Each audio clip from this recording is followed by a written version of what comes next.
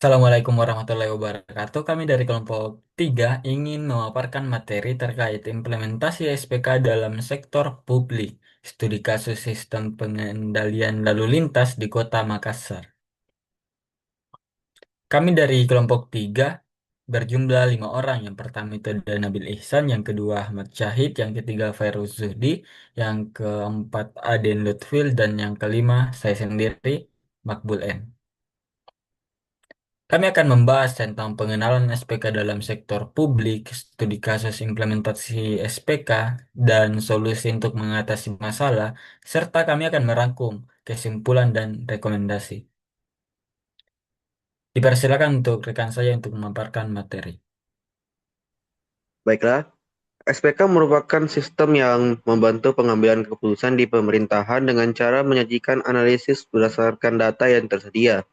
Dalam praktiknya, SPK memproses data besar dari berbagai sumber, lalu memberikan rekomendasi yang mendukung keputusan yang lebih cepat, akurat, dan objektif. Pemerintah dapat memanfaatkan SPK untuk berbagai bidang, seperti transportasi, pendidikan, kesehatan, maupun penanggulangan bencana. Dengan dukungan SPK, kebijakan yang diambil tidak lagi sekedar berdasarkan intuisi, tetapi sudah melalui pertimbangan yang berbasis data. Contoh, di bidang transportasi, SPK bisa membantu menentukan prioritas perbaikan jalan, pengaturan lalu lintas, hingga analisis pola kemacetan. Dengan SPK, pelayanan publik bisa menjadi lebih responsif, efisien, dan transparan. Baiklah, selanjutnya saya serahkan ke teman saya.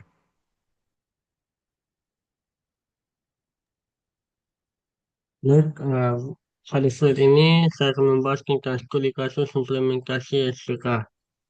Studi kasus yang kami angkat ini adalah implementasi SPK di bidang pengendalian lalu lintas Kota Makassar, sebagai bagian dari program Smart City yang sedang dikembangkan oleh pemerintahan kota. Dalam sistem ini, SPK digunakan untuk membantu Dinas Perhubungan memantau kondisi lalu lintas di berbagai ruas jalan kota. Data diperoleh dari CCTV yang terpasang di titik-titik rawan kemacetan, sensor kendaraan, serta laporan warga melalui aplikasi layanan publik.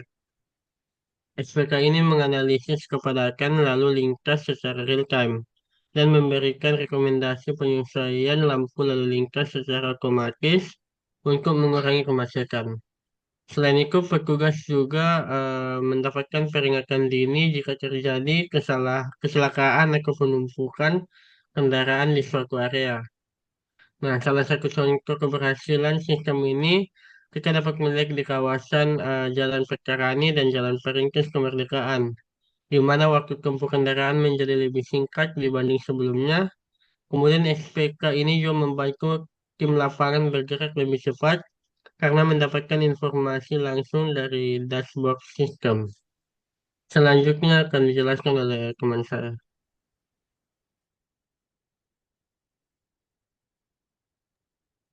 Kemudian untuk halaman ini ada manfaat dan tantangan SPK dalam sektor publik. Di mana untuk yang pertama, manfaatnya itu ada pengambilan keputusan yang lebih cepat dan objektif berkat data yang akurat. Di mana misalnya ketika terjadi kemacetan, sistem langsung memberikan rekomendasi pengaturan ulang lampu lalu lintas tanpa menunggu analisis manual. Kemudian manfaat kedua, SPK juga membantu meningkatkan efisiensi kinerja layanan publik. Petugas tidak perlu melakukan patroli secara terus-menerus, cukup akurat untuk menentukan lokasi yang butuh penanganan. Kemudian ada pun beberapa tantangan yang dihadapi, salah satunya adalah keterbatasan infrastruktur teknologi, terutama di area pinggiran kota yang belum memiliki koneksi internet yang stabil atau tidak memiliki perangkat sensor yang memadai. Kemudian tantangan lainnya yaitu kesiapan sumber daya manusia.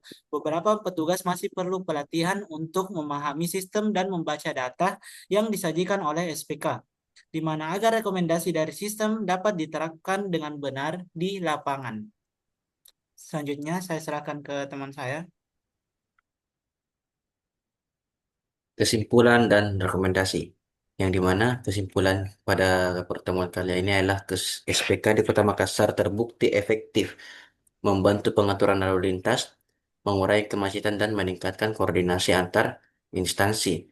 Yang dimana, namun dalam kesimpulan kali ini, keberhasilan ini belum tentu maksimal dan masih memiliki tantangan, terutama dari sisi infrastruktur dan kesiapan pengguna sistem. Dan adapun rekomendasi yang diberikan ialah yang pertama perluasan cakupan SPK ke wilayah kota yang lebih luas, integrasi SPK lalu lintas dengan sistem darurat atau dalam kurung ambulans dan pemadam kebakaran. Dan yang ketiga ialah penguatan pelatihan petugas dan evaluasi rutin untuk meningkatkan performa sistem. Dan pada rekomendasi ini adalah pemerintah Kota Makassar yang pertama itu perlu memperluas jangkauan sistem SPK-nya ke lebih banyak titik jalan di Makassar, khususnya di area Makassar yang rawan macet. Dan juga yang kedua ialah integrasi SPK dengan sistem layanan darurat seperti ambulans dan pemadam kebakaran juga penting. Seperti yang saya sebutkan pada poin kedua, dan pada poin ketiga ialah pelatihan berkelanjutan bagi petugas-petugas di lapangan perlu dilakukan secara rutin agar lebih mandiri dan efisien dalam menggunakan sistem. Dengan langkah-langkah ini, kami yakin SPK akan menjadi alat penting dalam mewujudkan Kota Makassar yang lebih cerdas dan responsif terhadap kebutuhan warganya. Saya kembalikan ke moderator. Baik, terima kasih untuk rekan saya. Itulah hasil dari presentasi kami kelompok 3. SPK di sekolah ibarat kalkulator di ujian matematika. Membantu tapi tetap butuh otak buat berpikir.